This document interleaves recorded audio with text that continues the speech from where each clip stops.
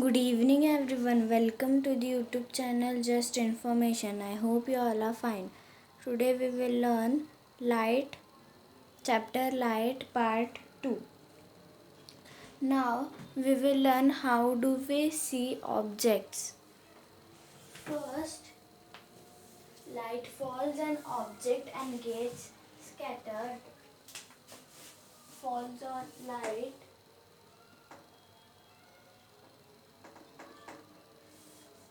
Falls on an object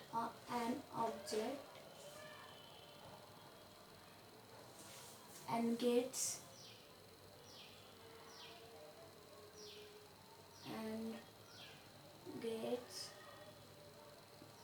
scattered.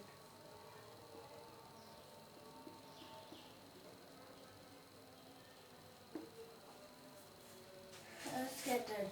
This scattered light, which carries the information about the object, falls on our eyes and passes through the object, falls on our eyes and passes through the crystalline lens present in our eyes called pupil.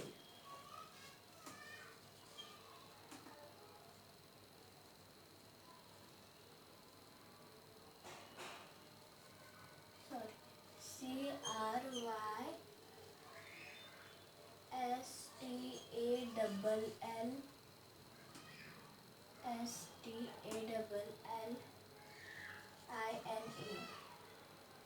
lens present in our eyes. These are present in our eyes called the pupil.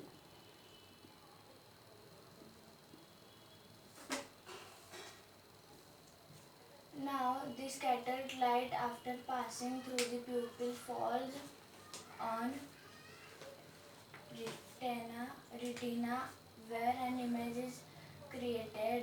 This image is transferred to the brain through the nerve called optic nerve. Optic nerve.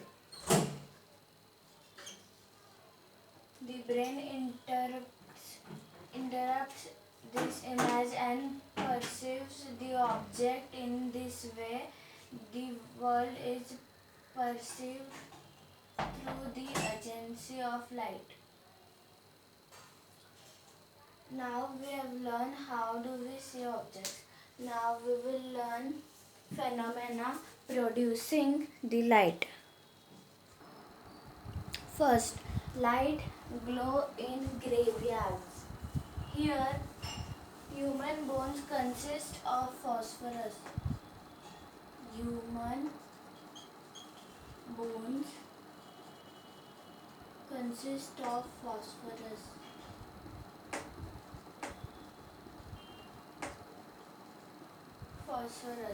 The phosphorus in the bones gets exposed to sunlight during daytime.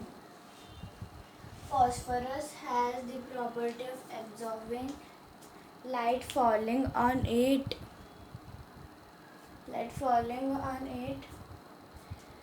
And re-emitting back after the removal of the source of light. Now, the re-emitted light at night is responsible for the glow in the graveyards. So the definitions, now we will learn the definition of phosphorescence.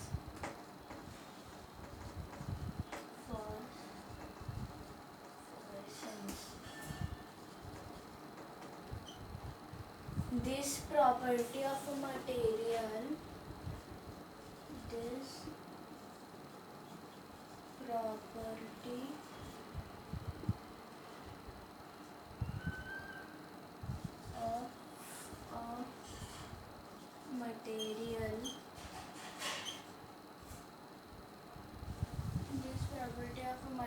to absorb light falling on it. To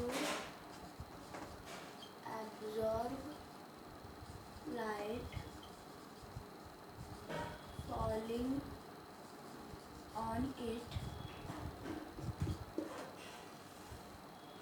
on it and re-emitting back and re-emitting back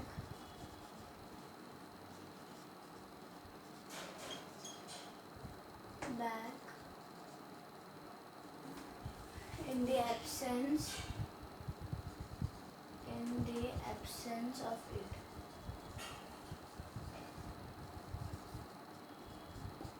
is called phosphorescence.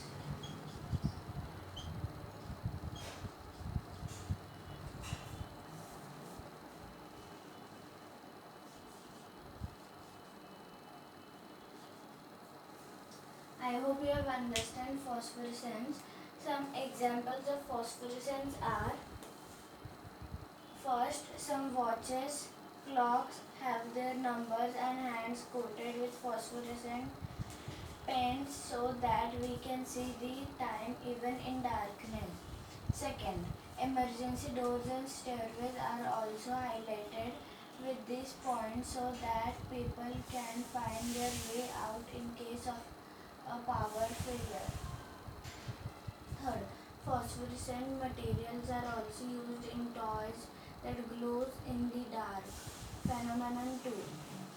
Now we will learn phenomenon 2, that is about there are some substances which emits light as long as light falls on it. Example, inside a tube light, high energy light rays called UV rays. High energy light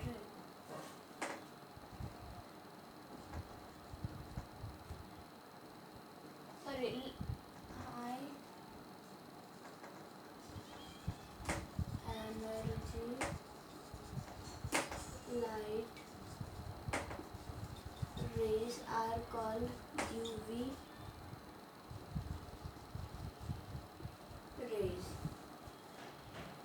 These rays fall on the white coating inside the tube and gets absorbed. Due to this, a low energy visible white energy is emitted. The white coating emits white light only as long as the materials emit light, even in the absence of a big light source. The property of certain materials to re-emit light as long as light falls on it is called fluorescence.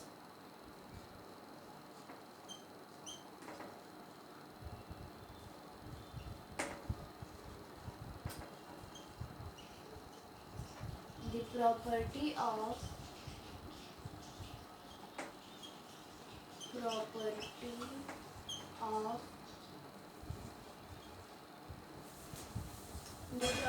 of certain materials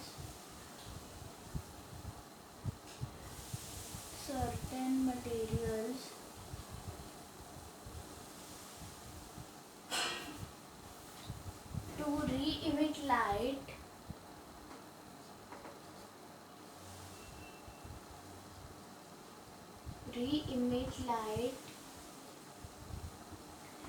as long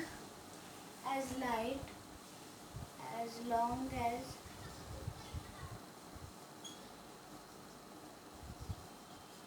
falls on it is called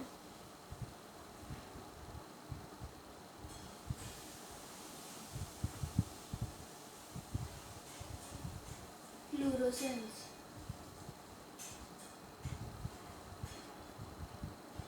I hope you have understand fluorescence. There are few more examples of fluorescence. First, household articles, like common household articles such as eye drops and tooth brighteners contain fluorescent chemicals. Second, white pepper. White paper is treated with fluorescent compounds to help it appear brighter and therefore whiter.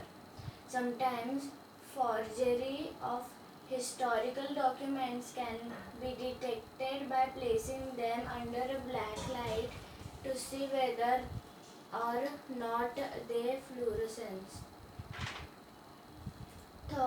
White paper manufactured after 1950 contains fluorescent chemicals while older paper doesn't. Third, body fluids. Many body fluids contain fluorescent molecules. Fluorescent, forensic, forensic scientists use ultraviolet lights at crime scenes to find blood or urine. There are more examples like vitamins, chlorophyll, some minerals and gems, gluing agents, etc. That is why that's why they are called fluorescent bulbs or tubes, because tube lights use this phenomenon to produce light. Now in next part we will learn part 3, we will learn phenomenon 3 and phenomenon 4, which are very interesting. Thank you for watching today's video. I hope you understand all the topics and phenomena. Thank you.